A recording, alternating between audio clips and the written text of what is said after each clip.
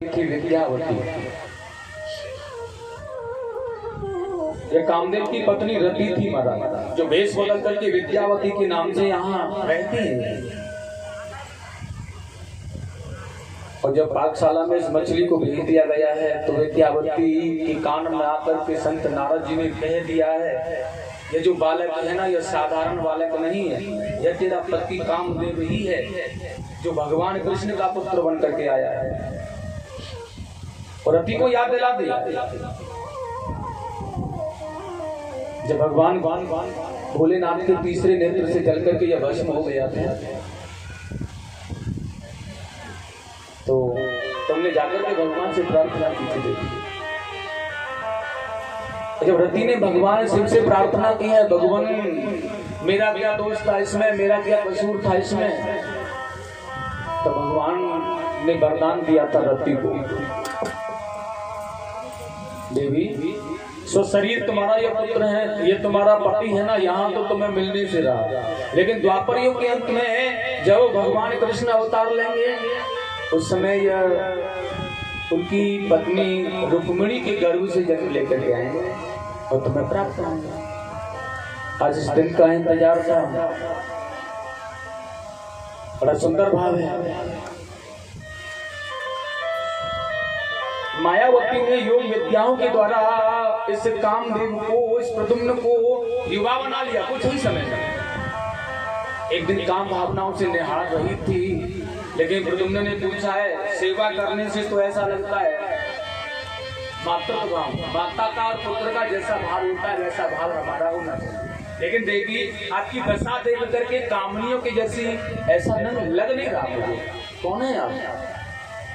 रति ने उसे बता दिया, भगवान मैं आपकी पत्नी हूँ, आप कामदेव का अवतार हैं, स्वयं कामदेव हैं आप, और आपका जो अवतार हुआ है ना प्रभु जी, यह पापियों का संहार करने के लिए, यह सम्राट जैसे दैत्यों का संहार करने के लिए हुआ है।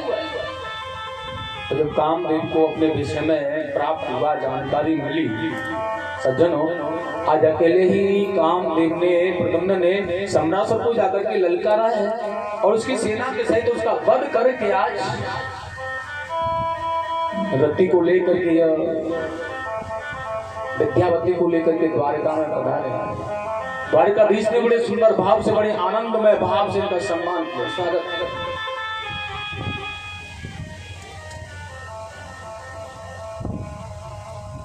प्रेम से बोलेंगे गोविंद भगवान की, आनंद कंद भगवान की। सुखदेव स्वामी ने कहा, राजा परीक्षित ये प्रद्युम्न द्वारिका में लौट करके आए हैं ना, उतने समय में द्वारिका में क्या हुआ है? भगवान के 16,107 विवाह और हो गए। कैसे हुई?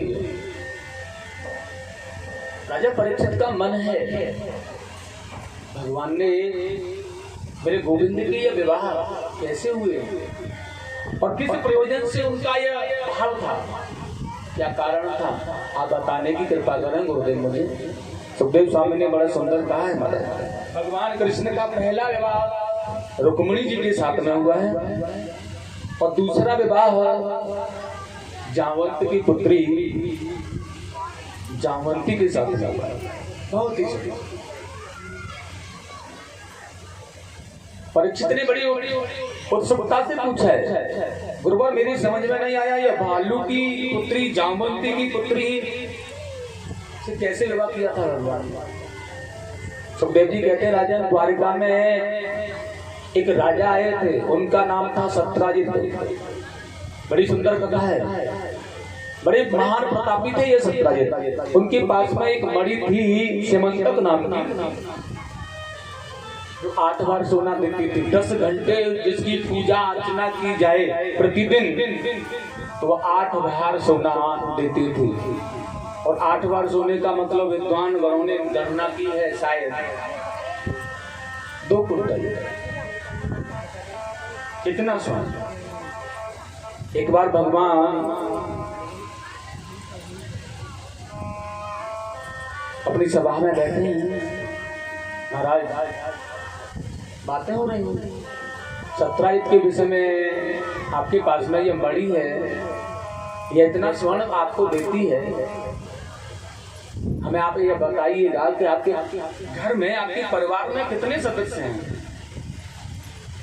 ठाकुर जी ने पूछा।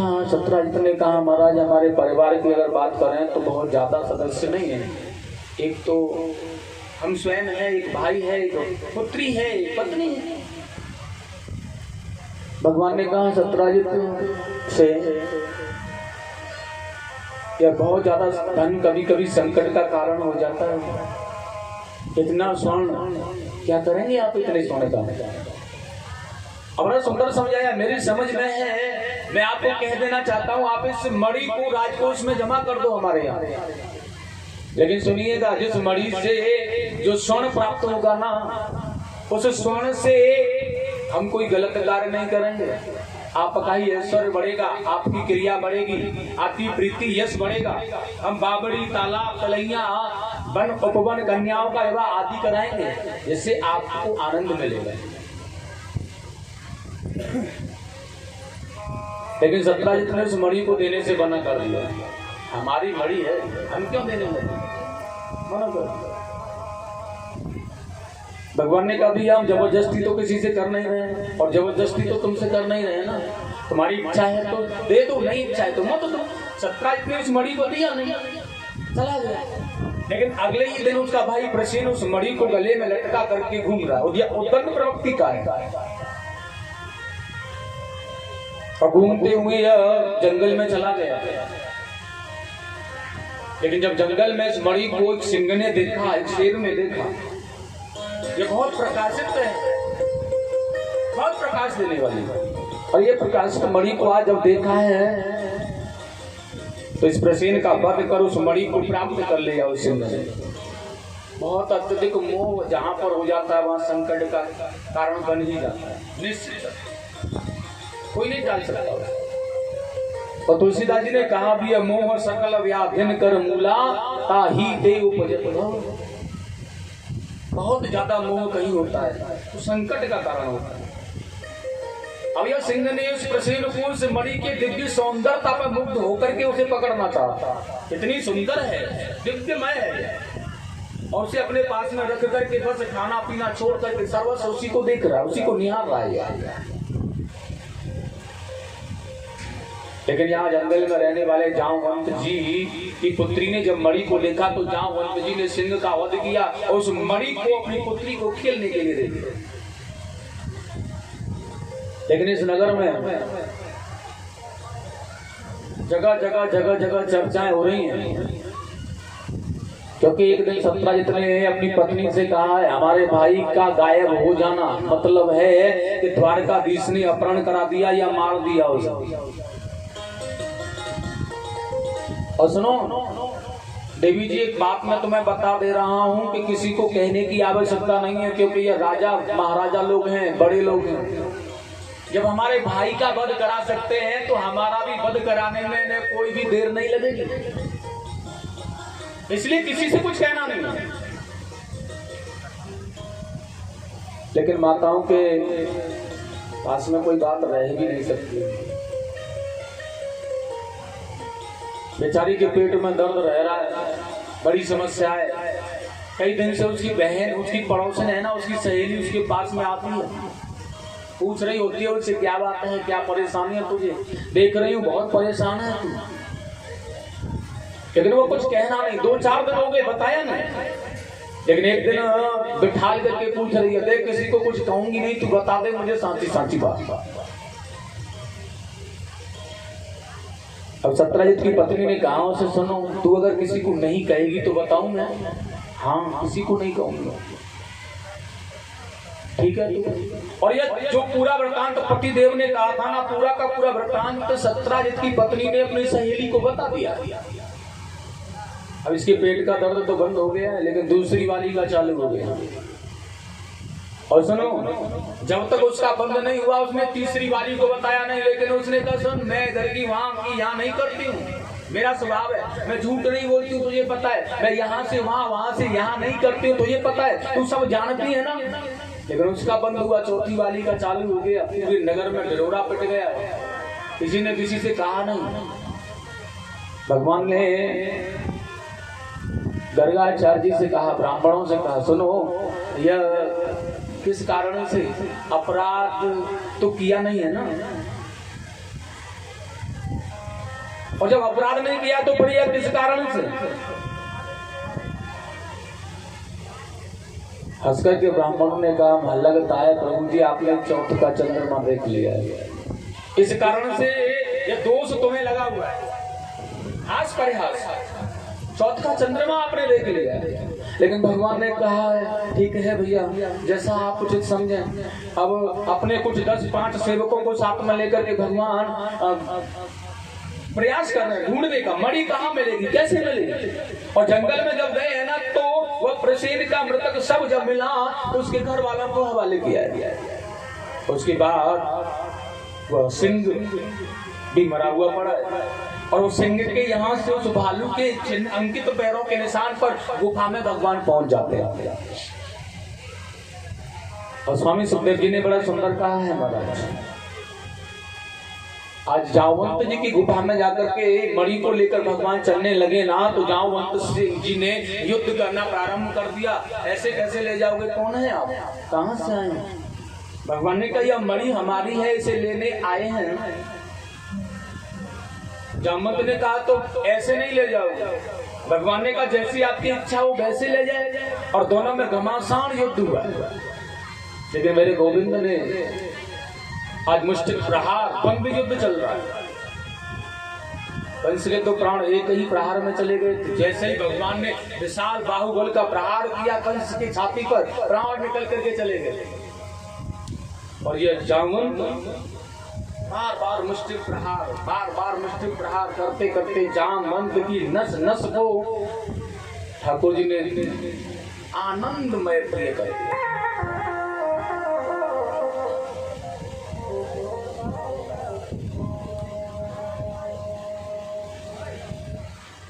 जामवंत को होश आया है कुछ, कौन है आप? भगवान ने कहा जामवंत जी वैसे तो हम देवकी और वसुदेव के पुत्र हैं, लेकिन प्यार से लोग हमें यशोदा का लाला कहते हैं।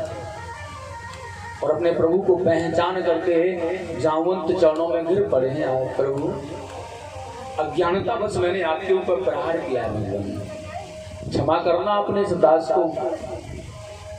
भगवान ने कहा कोई बात नहीं है जामवंत, ये जो भी कुछ हुआ है ना मेरी कृपा से ही हुआ है, क्योंकि ऐसा मन था तुम्हारा। और जो मन भक्तों का होता है ना, मैं उसे पूरा करने का हर प्रयास करता हूँ। अब याद दिला दिया, जिस समय रावण का वध करके भगवान राम जी राज सिंहासन पर पधारे, तो अपने साथ वालों को, सगे संबंधियों को कुछ भेंट उपहार भगवान ने देना प्रारंभ किया। लेकिन जब जामवंत जी का नंबर आया तो जामवंत जी ने कहा भगवान ये रावण का और राम जी का जो युद्ध हुआ है ना, ये कितना भयानक युद्ध हुआ है। लेकिन इस भयानक युद्ध के चलते रहते भी मेरी भुजाओं, मुझे ऐसा कोई योद्धा नहीं मिला जो कि मेरी भुजाओं की खुजली को मिटा पाए। भगवान ने कहा तो जामवंत क्या करना चाहिए? जामवंत ने कहा भगवान अगर तुम देना ही चाह रहे हो ना कुछ मुझे, तो यह दो कि मुझे आपके जैसा बलवान योद्धा युद्ध करे आकर के। ठाकुर जी ने कहा हमारे जैसा बलवान तो हम ही हैं। और सुनो जामवंत, अगर हम तुमसे युद्ध करने लग जाए ना, तो ये जमाने वालों को कहने में बिल्कुल देर नहीं होगी, क्योंकि ये जमाना ही ऐसा है। बिल्कुल कहने में देर नहीं होगी कि जब तक अपना काम बनाया राम जी ने अपने साथियों को साथ में रखा, लेकिन जब अपना काम पूरा हो गया ना, तो वही राम जी ने अपने सेवकों पर प्रहार करना प्रारंभ कर दिया। इसलिए काम करना होगा तुम्हें। अपना सुंदर कहाँ है? इंतजार। द्वापर युग के अंत में जब मैं कृष्ण अवतार लूंगा ना जामवंत, तो तुम्हारी मन इच्छा को पूरा करूंगा। और आज गोविंद ने देखिए जामवंत की इच्छा को परिपूर्ण कर दिया। आनंद में जामवंत ने कहा है भगवान ठीक है,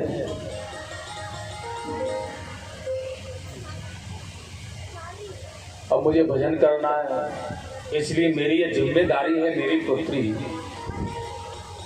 और हे गोविंद, हे शरणागत दीन वत्सल प्रभु, मैं चाहता हूं कि आप इसका वर्णन करें। बहुत ही सौंदर्य भाव है। देखिएगा, जामवंती का वर्ण किया भगवान ने आज।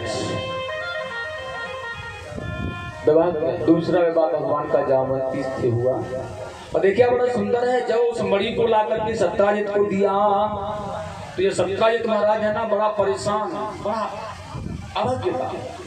मन में गलानी है भगवान के प्रति ही कि हमने दोष लगाया तो कैसे लगाया, दोष दिया तो कैसे दिया।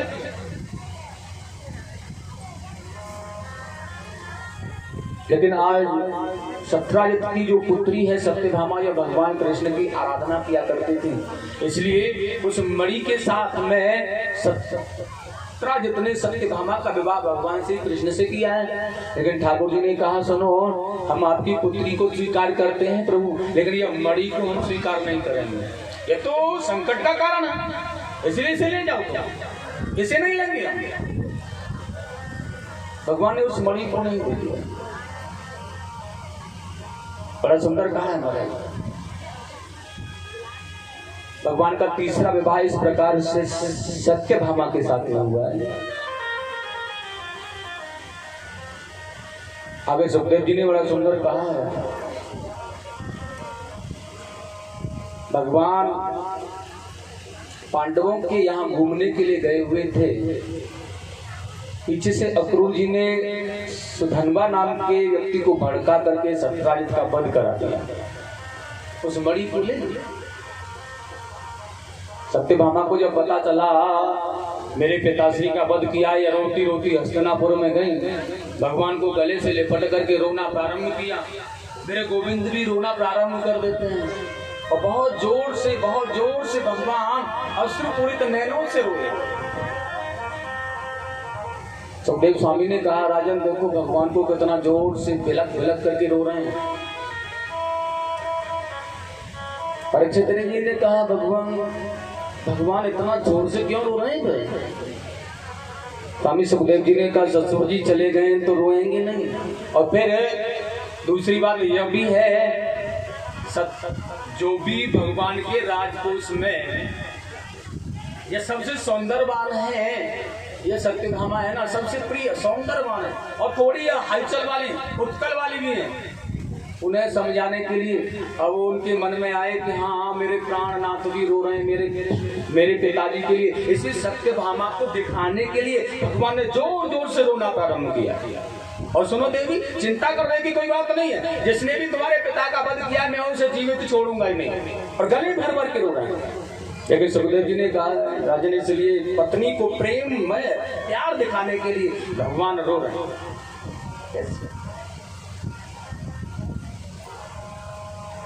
और देखिएगा आज भगवान ने बड़ा सुंदर भाव है, जाकर के द्वारिका में सुधनवा को मारा है, बाद में भी मणि नहीं मिली है। तो देखिएगा बहुत प्रयास किया है, लेकिन जब अक्रूर जी के पास में मणि मिली तो अक्रूर जी बहुत लज्जित हुए हैं। लेकिन उन्हें निकालने के लिए प्रयास किया है, लेकिन भगवान ने कहा है इन्हें दंड तो देना है, लेकिन दंड कौन सा वाला देना है? अपनों को कैसा दंड दिया जाना चाहिए?